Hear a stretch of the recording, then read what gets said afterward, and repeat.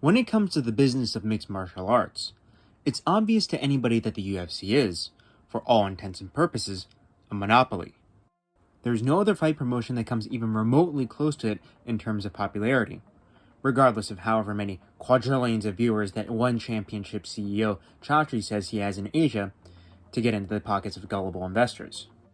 It's gotten to the point where, in much of the English-speaking world, UFC has become synonymous with MMA, and is often used interchangeably by those who don't watch the sport and by casual fans.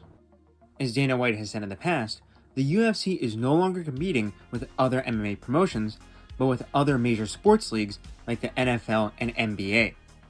And you can tell that Dana truly believes this based on how he's been prioritizing new ventures like Power Slap and TKO boxing over the UFC. This is also apparently borne out in the numbers. Although I was unable to find a primary source, according to the blogs that I've read, the UFC antitrust lawsuit supposedly revealed that the company has 90% of the MMA market, both domestically in the US and internationally. And on top of all of that market share, many regional MMA promotions like LFA and Cage Warriors are essentially feeder leagues for the UFC. They are able to operate because they sell their broadcasting rights to the UFC, which in turn puts those shows on UFC Fight Pass.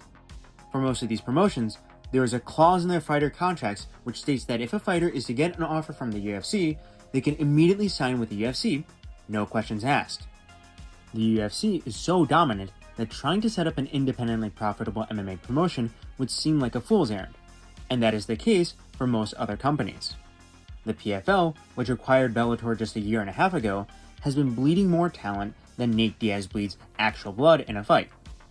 While ONE Championship has a massive social media presence, those YouTube views haven't been translating into pay-per-view buys, as is shown by how they've been basically in the red for hundreds of millions of dollars every year for the past decade.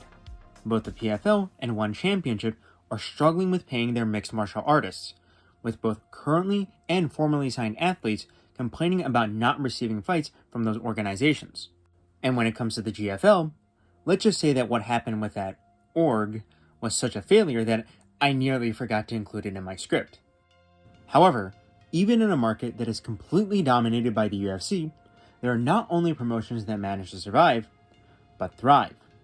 And those promotions are KSW, based in Poland, Octagon, a Czech-Slovak promotion in Europe, and the promotion that I'll be discussing the success of today, which, in my absolutely unbiased and totally neutral opinion, is the most successful of the bunch, RIZIN Fighting Federation, the premier mixed martial arts organization in Japan. RIZIN not only turns a profit, but it is far and ahead the most popular combat sports promotion in Japan. For example, Super RIZIN 3, which took place in July of 2024, had a live attendance of 48,117. For reference, the live attendance for UFC 314 Volkanovski vs. Lopez was 18,287. And these numbers are even more impressive when it comes to pay-per-views. Just to give you some numbers, both RIZIN 45 and Super RIZIN 3, which took place in 2024, sold close to 500,000 pay-per-views. And it's not like those pay-per-views are cheap either. RIZIN usually charges anywhere from 6,600 yen to 6,900 yen, which is around 40 to 45 US dollars at the current exchange rate. It's about half of what the UFC charges, but it's still not cheap. And of course, RIZIN's sales are far better than the PFL, which is getting 10,000 buys while having Francis Ngannou headline. And if we do some simple calculations, we can tell that both RIZIN 45 and Super RIZIN 3 both made at least $20 million in revenue from pay-per-view sales alone. In recent years, even the UFC hasn't been releasing pay-per-view numbers to the public because of how low they've gotten. Fighters like Aljamain Sterling have complained that the pay-per-view sales that even supposed stars like Sean O'Malley bring are shockingly low. But meanwhile, at RIZIN, real stars like Mikuru Asakura and Ren Hiramoto are out here in Japan selling out stadiums and hitting pay-per-view numbers that would make the UFC and Dana White pink with jealousy. So, why has RIZIN become so successful?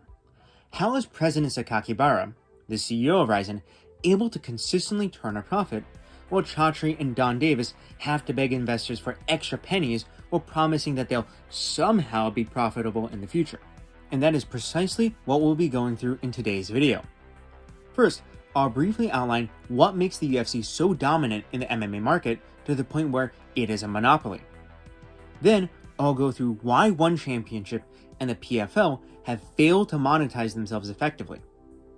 Their core problems are similar, but one is definitely taking more steps to address those issues than Don Dum Dum Davis is.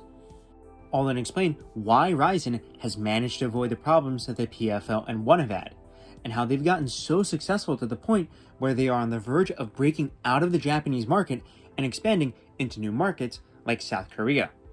And then finally, I'll give some of my own proposals on how I'd run the PFL and ONE if I had a chance.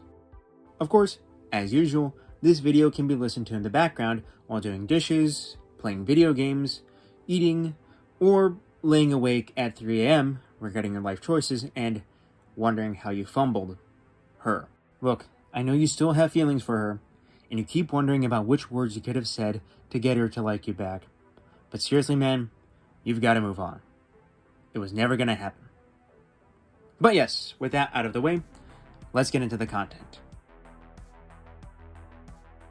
First off, when it comes to the UFC, I know that I said at the start of this video that it is a monopoly.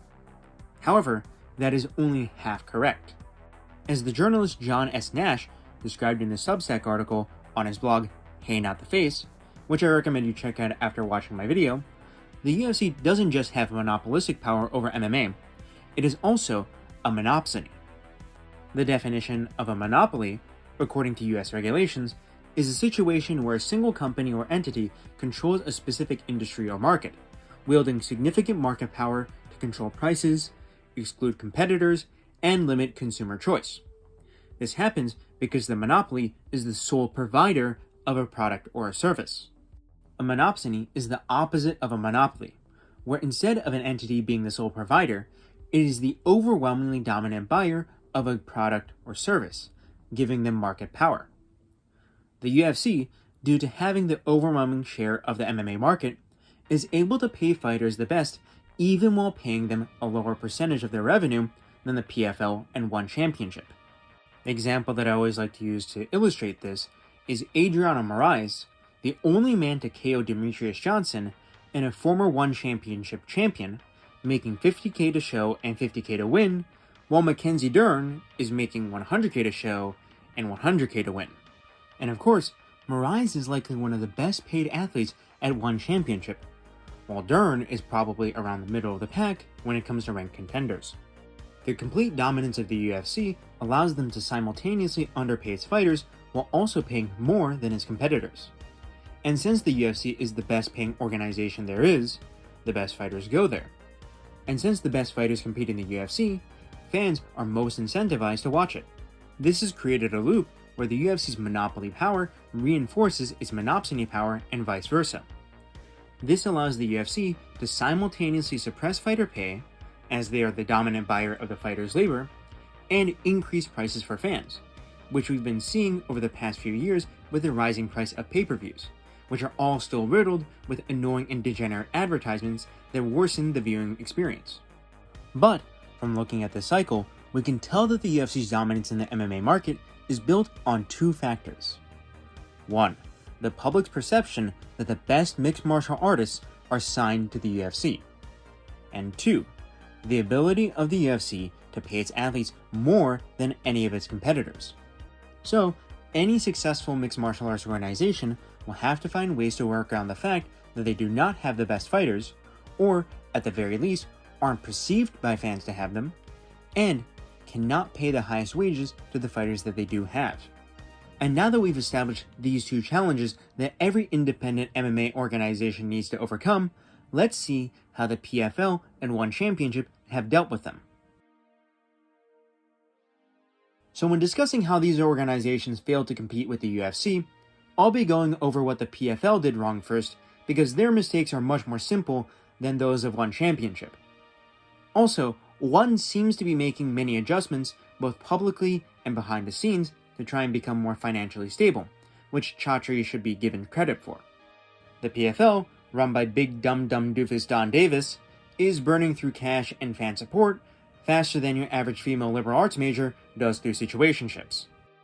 Back in 2024, with the Bellator acquisition and the Francis Ngannou deal, the PFL looked like they had the ingredients for a successful promotion. They had the best talent that wasn't signed to the UFC, along with a lineal heavyweight MMA champion of the world. Then what has caused the PFL to bleed all of their best and biggest names like Patricio Pitbull, Michael Venom Page, and Aaron Pico to the UFC? Well, the PFL's recent failures stem from one simple reason. They signed Francis Ngannou for far too much. Francis Ngannou's fight purse was set to $10 million per fight, with his opponent also being guaranteed $2 million. Now, here's the thing. Promotions that aren't the UFC can pay this kind of money, but it must be for a super fight between two superstars. Take, for example, Floyd Mayweather's bouts in RIZIN. Mayweather reportedly earned $9 million to fight the Japanese kickboxing prodigy Tenshin and $20 million to fight the biggest star in Japanese MMA, Mikuru Asakura. However, Francis Ngannou ended up fighting Renan Ferreira, whose best win is Wash Ryan Bader and who has 82,000 followers on Instagram. He also can't speak English, which is important because the most profitable markets for MMA are in English-speaking countries like the US, the UK, and Australia. And the majority of continental Europeans are also fluent in the language as well. In terms of who deserved to fight Ngannou, it was certainly Ferreira, who was the 2023 PFL tournament winner and the winner of the PFL vs Bellator Championship fight. But Ferreira was, and still is, a no-name fighter. So the PFL was forking out a total of $12 million for Ngannou to fight a no-name Brazilian.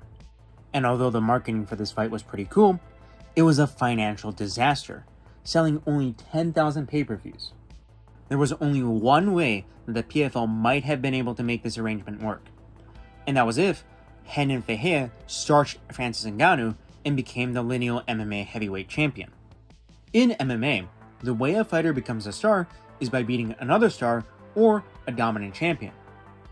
Conor became a star because he KO'd the dominant champion Jose Aldo. Nate Diaz became a star because he was the one who handed Conor McGregor his first UFC loss. Jorge Masvidal became a star because he KO'd the undefeated Ben Askren and beat up Nate Diaz. If Renan Ferreira destroyed Ngannou, the rematch would have been the biggest fight in the history of the PFL. And furthermore, Renan Ferreira beating Ngannou would have legitimized the PFL's heavyweight division.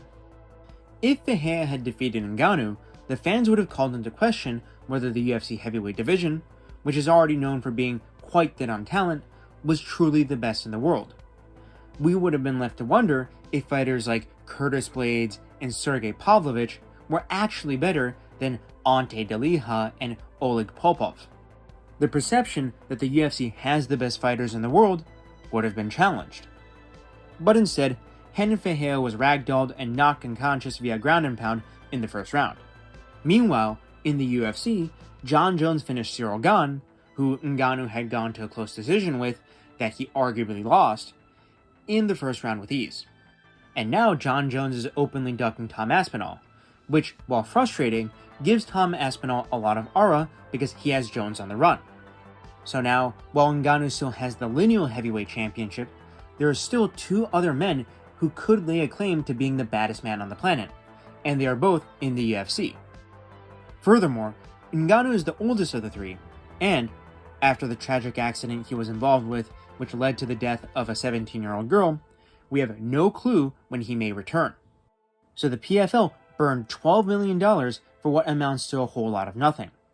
And as a consequence of this reckless spending on Ngannou, they are unable to give their top fighters fights, leading to those top fighters leaving the promotion. They also had to slash the prize pool for their tournament in half, from $1 million to $500,000. And while that still is a substantial sum of money, I'm sure far fewer elite fighters are willing to pass up on an offer to fight in the UFC for the potential to win half of what previous tournament winners have. And Ngannou's pay is not the only thing the PFL is being wasteful with their money on. Andrew Benjamin, a friend of the channel and the host of the We Are RIZIN podcast, once got press credentials to a PFL event. And apparently, the PFL puts a pretty penny into the catering services for journalists. I'm sure it's nice for the journalists and it makes them want to cover the PFL more favorably, but is it really worth it when you can't get Patchy Mix a fight and you have to slash the tournament prize pool in half? And speaking of the PFL tournaments, let's talk about who is fighting in and winning those. So, looking at the heavyweights, we've got Alexander Romanov versus Tim Johnson, both of whom got cut from the UFC. In light heavyweight, you've got Rob Wilkinson versus Phil Davis. Rob Wilkinson, who went 0-2 in the UFC and notably got brutalized by a debuting Israel Adesanya, is 6-1 in the PFL and was the 2022 PFL tournament winner.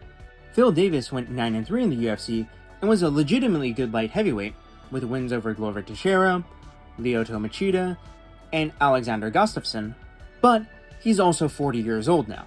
And in the lower weight classes, not only do you not have Patchy Mix, who is the consensus best bantamweight outside of the UFC right now, fighting in the PFL tournament, you have Jake Hadley, a flyweight who went 3-4 in the UFC, making it to the semifinals of the bantamweight tournament. So, my point is, the PFL calling its tournament the Ultimate MMA Showdown is farcical. The PFL tournament is essentially a place where guys who were cut from the UFC or lost on the Contender Series go to, and that's about it. The PFL pretending like they have the best MMA fighters in the world is sad and pathetic because it is so obviously not the case. It's like watching a short, obese, ugly, broke, 90 IQ man working a dead-end 9-to-6 corporate job, owning a second-hand Honda Civic and bragging to women about how it's a top-of-the-line luxury car, while the 6'9" ripped Giga Chad entrepreneur drives around with his harem in a brand new Rolls Royce. Sure, the Honda Civic isn't a bad car by any means, but it's not what you're saying it is. And everybody, including yourself, knows that what you're saying is BS. The PFL is failing because it's just an inferior promotion to the UFC in every way. From a fan perspective, the fights aren't as high level, there aren't as many events, there's fewer recognizable names, and overall, there's less to be hyped about. For elite fighters, the PFL pays less than the UFC, gets you less recognition than the UFC, markets you less than the UFC, and the only big upside to fighting in the PFL literally got cut in half. Even their biggest fight this year, Usman Nurmagomedov versus Paul Hughes, was basically marketed as budget Khabib versus Conor. So when it comes to the two hurdles that an MMA promotion must overcome to be successful, which are the perception that the UFC has the best fighters, and the fact that the UFC is financially more lucrative for fighters, the PFL has failed catastrophically at getting around them. And as a final little addendum on the failures of the PFL, I'd like to bring up that, well, I'm pretty sure they've been view-botting their YouTube channel. When I was doing research for this video, I noticed that an interview video on the PFL's YouTube channel titled One Shot World Tournament Week 3 Fighters Reveal What This Moment Means had a suspiciously high view count of 760,000. This was many times more than their full fight replays, which are videos that tend to get around 150,000 views at the very most, and oftentimes get around 10,000 to 20,000 views. Their other interviews tend to get fewer than 1,000 views, by the way. So I clicked on this video with 760,000 views, and I found that it had barely any likes or comments. I then thought that there was a chance that this was a bug on YouTube's part, so I opened the video in another browser and on my phone's YouTube app, but they all displayed 760,000 views. I then found their announcement video for the 2025 PFL tournament titled 2025 PFL World Tournament Begins April 3rd, One Shot at Greatness, which has 404,000 views, but 81 likes and 5 comments, which shows that this isn't just a one-off thing. I was surprised at first that nobody had brought this up on X or YouTube before me, but I guess this just goes to show just how little people care about the PFL. Just for reference, the Japanese regional promotion DEEP, which is considered by most fans to be a feeder league for RIZIN, gets more YouTube views on both its fighter interviews and full fight replays than the PFL. Yes, a feeder league for RIZIN is more popular than the PFL on YouTube. Now, that's not to take away from DEEP, which is one of the best regional promotions there is, with grounded knees and soccer ball kicks being allowed. But Deep is getting these views with a fraction of the PFL's budget, which is a horrible look for the PFL. But yeah, with the PFL, even when they're flagrantly view-botting and losing to regional level shows, nobody cares enough to call them out on it. And that just goes to show how much of a failure the PFL is. ONE Championship struggles have been documented at length by many sources, and if you're a hardcore MMA fan, you'll likely have heard of the problems they've been having. If you haven't seen it already, I'd recommend checking out the video The Hurdles of ONE Championship by Ragdoll MMA, who is another fan of the channel.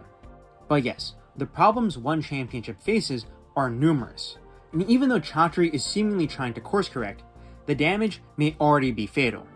The core problem that ONE Championship faces is that in its entire history as a combat sports promotion, starting all the way back in 2011, the company has never once turned a profit. And this is after Qatari promised in 2019 that ONE will be profitable within 18 to 24 months. And then in 2022, he said again that ONE will be profitable within 12 months. And then, yet again, he said in 2024 that ONE would be profitable within the year. In 2024, Bloody Elbow published an article stating that ONE's financial runway was about to expire.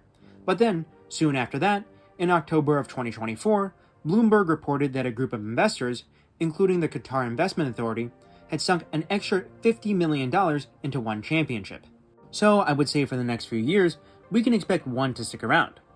Although, I do sincerely doubt that they will turn a profit within this decade. First off, ONE seems to have the worst luck when it comes to monetizing their fight cards. They had technical issues with their pay-per-view system for the stacked Takeru vs Rodtang Super Fight card, which led to them broadcasting that massive fight card for free on YouTube. And then, ONE Championship had to cancel their card in Denver, Colorado due to Stan Fairtex, who was their headliner, withdrawing due to injury. But, criticisms and unfortunate happenings aside, a thing that I have to praise Qatari and ONE Championship for doing well at is cost-cutting measures. In October of 2024, ONE announced that it was laying off many employees at its Singapore office, with the intent of these layoffs being to help achieve profitability. Singapore is a relatively expensive place to live, so it would make sense for ONE to slash its headcount there and relocate those jobs to a lower-cost country like Thailand. And speaking of Thailand, if you have been watching ONE in the past few years, you would know that more and more of its fight cards are filled up with Muay Thai and kickboxing bouts. This is because, as was reported by Tetsuya, an account that covers Muay Thai and kickboxing on X, Muay Thai fighters are getting $2,500 to show and paid $1,000 if they get a knockout win. Furthermore, Tetsuya said that this was likely the purse for a Western fighter, and agreed with an account saying that fighters from Thailand likely make around $800. Now here's the thing.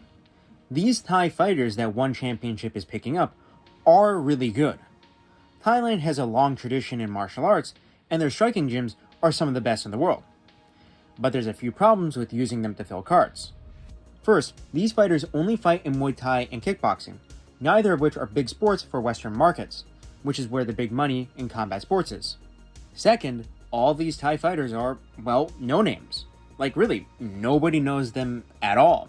Sure, we know the big names like Rodtang, Superbon, Superlek, and Nabil Anand, but all the fighters on the undercard are less recognizable than the heavyweight blobs who fight at the UFC Apex.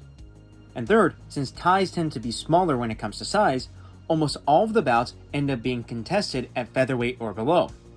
So, ONE ends up having a very deep roster of flyweight Muay Thai fighters and kickboxers, but barely any talent in the heavier weight classes. And this has led to ONE Championship becoming more of a kickboxing and Muay Thai promotion than it is a mixed martial arts organization.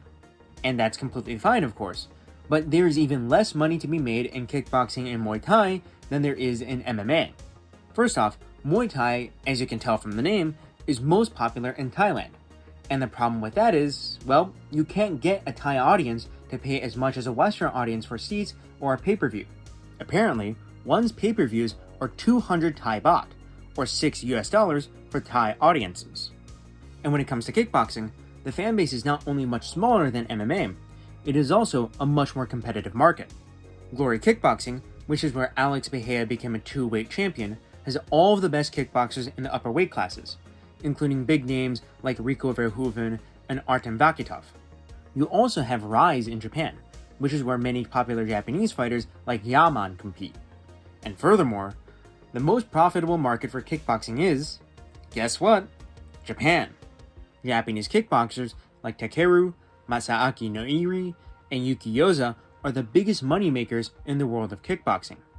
And that's because Japanese audiences are willing to pay $200 for a ticket or $45 for a pay-per-view. The proof of this is in the reported purses for the aforementioned Takeru vs. Rodtang card. Rodtang revealed that he earned a career-high purse for his bout against Takeru, and although I couldn't find any concrete numbers on Takeru's side, let's just say that he's building entire schools in Vietnam with his fight money. And back in 2022, when Takeru and Tenshin Nasukawa fought in the biggest kickboxing super fight of all time, the match, both of them reportedly earned a minimum of $2.5 million, which is also the biggest purse in kickboxing history. And not only are Japanese kickboxers the biggest moneymakers in kickboxing, many of them are turning away from kickboxing and pursuing other combat sports. The former pound-for-pound best kickboxer in the world, Tenshin Nasukawa, is now pursuing a world title in boxing. Ren Hiramoto, another notable kickboxer, has said that there is no money in kickboxing and transitioned to MMA, where he is now the second biggest star in RIZIN. And you also have Rukia Ampo, a former kickboxing champion, fighting Manny Pacquiao in a special RIZIN boxing bout. And on top of that, the biggest name that ONE Championship has under contract, Takeru, is in the twilight of his career. He's 33 years old at a lighter weight class, been fighting for 17 years at this point, and he got KO'd in the first round by Rodtang in his last fight. So yes, ONE needs the Japanese market in order to make their current Muay Thai and kickboxing-centric business model turn a profit, but with more and more kickboxers leaving the sport and having to compete not just with Glory and Rise, but with RIZIN, there's just not much of a future I can see for them in this endeavor. But anyways, I've spurred doubt about ONE's kickboxing for long enough. This video is about MMA promotions. So, what is ONE Championship's MMA looking like right now? Well, I'll let Reinier de Ridder, a former double champion at ONE, tell you about what it's like. Everybody at the PI, the way I've been treated by all the nutritionists, the physical therapist there, it's been an amazing time, yeah. Did you miss the gold glitter though? A bit, yeah, would have been nice, yeah. It looks cool, huh? Yeah. But everything else, shit. Tell us how you really feel. So, go ahead. Go. Well, I was going to say, if you're going to answer that question, we'll take it. Yeah, it's been a bad couple of years. The stress I've been put through, the stress my family's been put through, to even just get fights, it hasn't been nice. And this is something. It's hard for me to talk bad because I've had a couple good years at ONE as well. In the beginning, they treated me well, but over the last couple of years, it's been really bad. And this is something I feel I have to do for other fighters. If you think of signing with ONE Championship, don't. It's that simple. You should not. There's nothing there. There's no fights. You're just wrong if you do this. If you sign there, this is a bad mistake. Yeah, it's not looking good. Although ONE is not seeing as much of a talent drain as the PFL, there are a lot of athletes who are leaving the promotion. And importantly, the athletes who are leaving are those who would be most appealing to the Western MMA fanbase. Reinier de Ridder, Sage Northcutt, and Eddie Alvarez are all notable names who are no longer fighting under ONE Championship. Another important loss was Mikey Musumeci, who was ONE's biggest grappling star. He's now signed to the UFC as a competitor on UFC Fight Pass grappling events. And of course, their biggest MMA star, Demetrius Johnson, is now retired. On top of all of that, ONE has notoriously had very thin competition for any weight class in MMA above lightweight. Just for proof of that, remember that Ben Askren, who has the striking of a toddler and the build of a 45-year-old expat living in Southeast Asia with a suspiciously youthful girlfriend, was an undefeated champion in ONE Championship. Now, I do think that ONE Championship's men's flyweight and strawweight divisions are elite. I think Yuya Wakamatsu and Adriano Moraes would definitely be ranked in the UFC. So, ONE did a genuinely good job with building that division up. But the reason why the strawweight division is elite is because, well, there's no other place for guys that small to fight. And historically, guys who fight in the lower weight divisions have had less drawing power than the upper weight divisions. So, let's now go back to the two factors that one championship needs to find a workaround for. And those are the perception among fans that the UFC has the best fighters, and the fact that they cannot pay fighters as much as the UFC does. Well, the solution that ONE has been pursuing is to shift away from mixed martial arts, as it is cheaper to sign the best kickboxers and Muay Thai fighters in the world. However, since those two sports are still relatively small in the highest value markets like Western Europe and the United States, they struggle to turn a profit. Plus, you have the best selling kickboxers leaving kickboxing for other sports, and ONE's best Western talent leaving the promotion. Oh, and on top of all of that, I have a sneaking suspicion that, just like the PFL, they're botting their YouTube channel a bit as well. If you take a look at this video, Sebastian Kadestam is a Destroyer, must-watch fight highlights, which has 37,000 views, you'll see that it has 326 likes and 16 comments. Now, my most recent video, Why Are So Many Fighters Criminals, has 7,000 views, 318 likes, and 111 comments. So, I have to say that the number of comments on ONE's video is suspiciously low. However, I wanted to make sure that I was being fair, so I looked through the UFC's channel for a similar highlight video to the ONE Championship video. The video is Jeremy Stephens, the hardest hitting featherweight, also has 37,000 views at the time of me writing the script. That video has 797 likes and 209 comments. So yeah, let's just say that 37,000 views with 16 comments seems pretty suspect to me. Anyways, now that I've broken down why the PFL and ONE Championship are failing, let's get into why RIZIN is succeeding in the shadow of the UFC. So first off, let's talk about some of the commonly raised points about what differentiates RIZIN from the UFC. First, there's the rule set. Instead of the unified rules of mixed martial arts, which are used by the UFC and the PFL, RIZIN has its own set of rules which allow the following: knees to the head of a grounded opponent, soccer ball kicks, and stomps to a grounded opponent. All of these techniques are illegal in the UFC, even though there's a large portion of the fanbase that wants them to be legalized, especially because the lack of knees to a grounded opponent has allowed many wrestlers to get away with failing takedowns. RIZIN also allows slams, which are illegal in the UFC but are banned under ONE Championship's rules. And RIZIN referees are quick to break up clinches and stand up fighters who are resting in their opponent's guard, and if fighters don't engage, they are given a penalty. So, when it comes to rule sets, I think many fans of MMA would agree that RIZIN is number one. But in addition to the unique rules, RIZIN also has a unique atmosphere. If you want to understand what I mean by that, I'd recommend watching a fight or two on the official RIZIN YouTube channel. First of all, at the start of every RIZIN event, the fighters march out for the opening ceremony to the official theme song of RIZIN. And let me tell you, this is no garbage WWE slop song composed by Def Rebel. You can listen to it on YouTube, and if you do, I can assure you that it will get your blood pumping. Personally, I think the RIZIN theme is better than the old Pride FC theme song and Face the Pain by Stem. And then, there's the crowd. Japanese crowds are incredibly quiet at combat sports events, which is because the fans want fighters to be able to properly listen to their cornermen. This silence makes it so that every single strike thrown can be heard throughout the arena. But of course, whenever someone scores a knockdown or cinches up a submission, the crowd roars with excitement. So what you're getting is the best of the UFC Apex, where you can hear the sound of the punches being thrown, along with a cheering live crowd whenever there's a spectacular moment. RIZIN fights are also more often than not contested in a ring instead of a cage, which has a couple drawbacks like fighters slipping outside of the ropes, but this also helps further differentiate the product from the UFC. So out of all the MMA promotions that are out there, RIZIN is the most differentiated from the UFC in terms of rule set, atmosphere, and the kind of enclosure the fights take place in.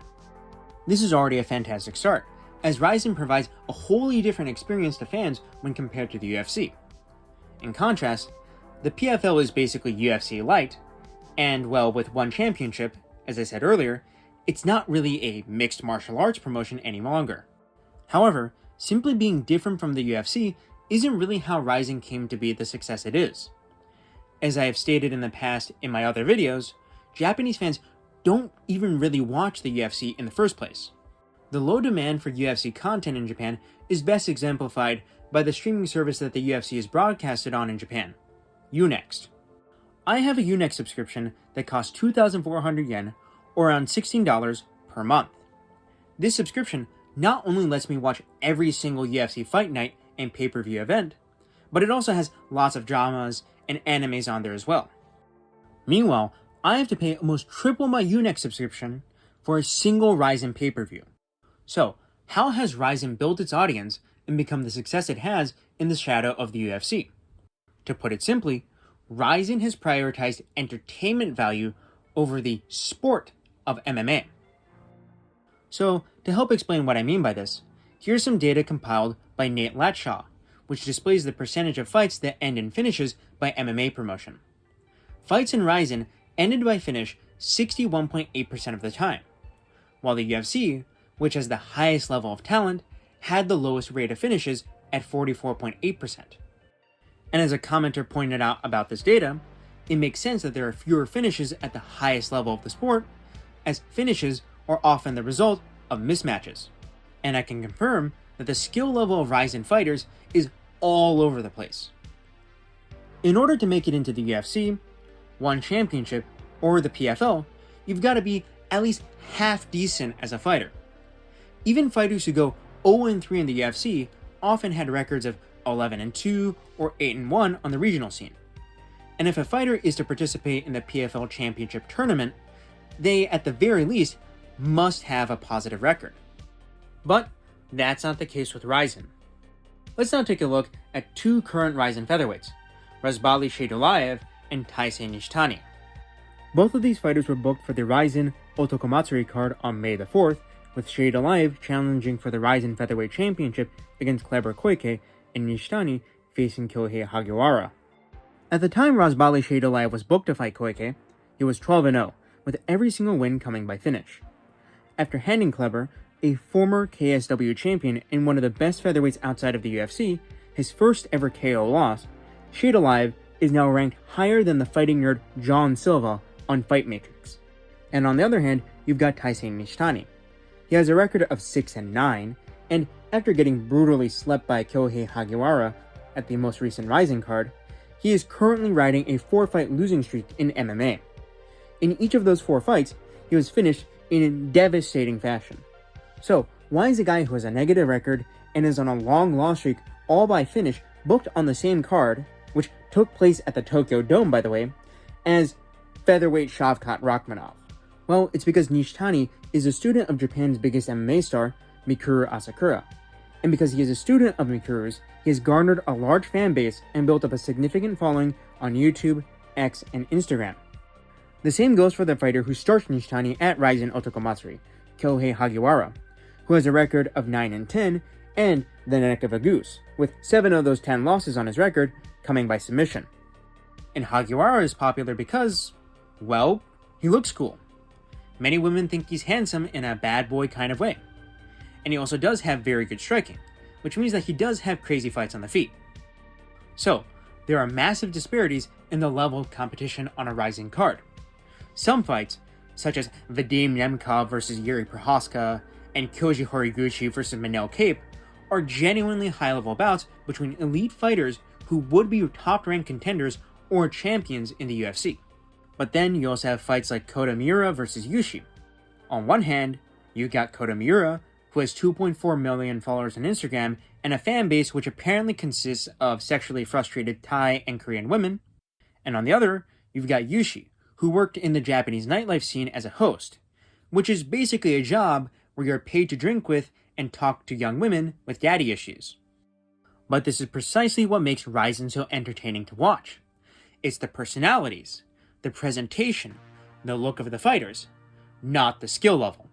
Fighters like Bilal Muhammad, Leon Edwards, Luro Murphy, and Movsar Evlev, who are all extremely skilled fighters, can also be pretty boring to watch. Kota Miura KO'd Yushi with a brutal soccer ball kick. Meanwhile, Bilal beat Leon Edwards by a lackluster 48-47 decision.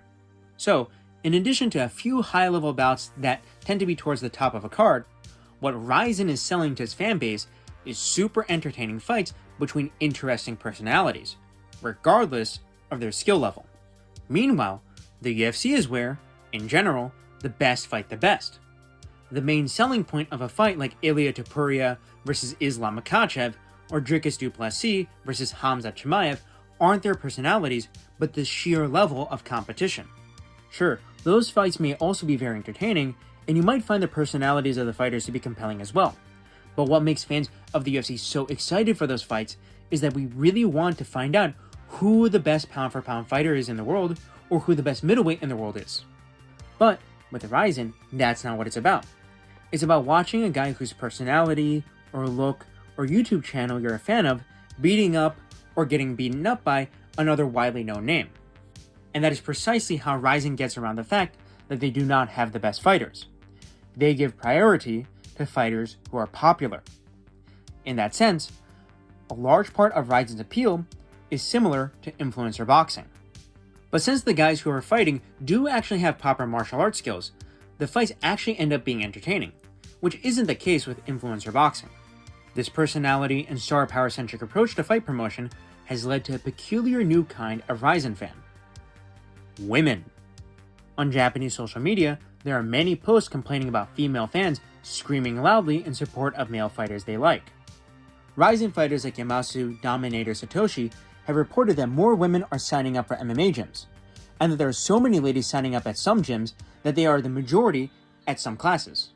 And personally speaking, I've noticed an increase in the number of women who are training at the gym I go to. Women becoming a noticeable part of RIZIN's fanbase is incredibly important for its revenue. Female fans are more likely than male fans to buy photo albums and merchandise of fighters they like, which is a carryover from the idol culture you see in K-pop and J-pop fandoms. Based on data from Capital One Shopping, female consumers were responsible for 70% to 80% of all purchasing decisions. And from data collected in 2021, single women were more likely to spend more on apparel and services than men. And according to data collected by FavoMatch, Japanese women spend an average of 380,000 yen, or $2,622 per year on fan-related activities. RIZIN getting female fans, who are more likely to spend large sums of money to support public figures whom they favor, is a huge boon for the promotion. And considering that RIZIN has announced Kota Miura vs. Yang Xiao Kwan, a good-looking Korean kickboxer who is making his MMA debut, I think we can continue to expect more female fans to watch RIZIN. And speaking of apparel and goods, RIZIN's merch is a solid side hustle for them. There's RIZIN trading cards, there's RIZIN crane machines and game centers, and there's even RIZIN slippers. And with all this money coming in, RIZIN manages to turn a healthy profit, which in turn lets them pay their fighters a healthy amount. But still, not as much as the UFC. However, the advantage of being a RIZIN fighter is that you're not solely reliant on your fight purse for income. First, RIZIN allows fighters to have as many sponsors on their shorts as they want to. The UFC, of course, doesn't allow any sponsors, while the PFL, for some reason, limits it to only 2. This sponsorship money is a major source of income for fighters, and Japanese companies are willing to pay significant sums of money to get fighters to push their products. Second, since most of these fighters have significant social media followings, they are able to rely on revenue from X and YouTube to supplement their incomes. Every time a fighter fights in RIZIN, that drives viewers to their channels, which generates ad revenue. So fighting in RIZIN doesn't get a fighter better paid than the UFC, but it does give them a platform to start obtaining other sources of income, like the sponsors and the social media following. So that is why RIZIN is doing so well. Not only are the fights entertaining, with a high finish rate and the best rule set in MMA, but the personalities are entertaining as well. As Billy Bigelow said here, it is probably second to the UFC in terms of watchability, and that's coming from the perspective of an American MMA coach. So, in summary, RIZIN gets away with not having the best fighters or the best pay by prioritizing entertainment and personality over pure ability, which in turn gets dedicated fans, including many female fans, to spend money to support fighters they like. So finally, at the end of this video, which has turned out to be much longer than I originally expected, what can ONE and the PFL learn from RIZIN's success? Well, one is probably just going to end up as a kickboxing or Muay Thai organization that does a bit of MMA on the side, which I think is fine. They've also recently signed Yuki Oza, a Japanese kickboxer who is a legit phenom and Jack Slack's favorite striker. If ONE Championship continues to reduce costs, they may eventually turn a profit. But they will also be limited in terms of growth because the market for kickboxing and Muay Thai is so small. But if ONE Championship wants to continue doing MMA, my honest recommendation is sign death sentence from Street Beefs for a few MMA fights. I mean, he's training with Demetrius Johnson, who is your former champion, and he's getting mad traction on social media. You also probably won't have to pay him all that much either. And the PFL also does seem to be shifting their approach to prioritize star power over pure talent. They recently signed a former soccer player to fight in the organization, which will help bring in some new viewers. But honestly, that won't bring in new consistent viewers because he's probably going to do 1 or 2 fights and then leave. But since this video has gone on for long enough, I'll just end it by telling you the one fight that the PFL can make right now that will absolutely 100% save their company. And that fight is Jake Paul versus Francis Ngannou in MMA. And you might think that I'm joking, but I'm not. Jake Paul is technically signed to the PFL so that if he does make an MMA debut, he'll do it there. If the PFL is able to make that fight happen, fans will be tuning in by the tens of millions to see Jake Paul get slept by Ngannou. If the PFL can't get a commission to sanction that fight, just do it in Abu Dhabi or Saudi Arabia, because that is the fight which will save the PFL. That is the fight which everybody actually wants to see. So, Don Davis, give us that fight. Jake Paul versus Francis Ngannou in MMA. 5 5-minute rounds, 4-ounce gloves. Anyways, you've now made it to the end of this video. Please like, share, and subscribe. Also, make sure to call me a retarded inbred in a comment for the YouTube algorithm. You should also click off the video at this point to make sure you don't get any further ads. Goodbye.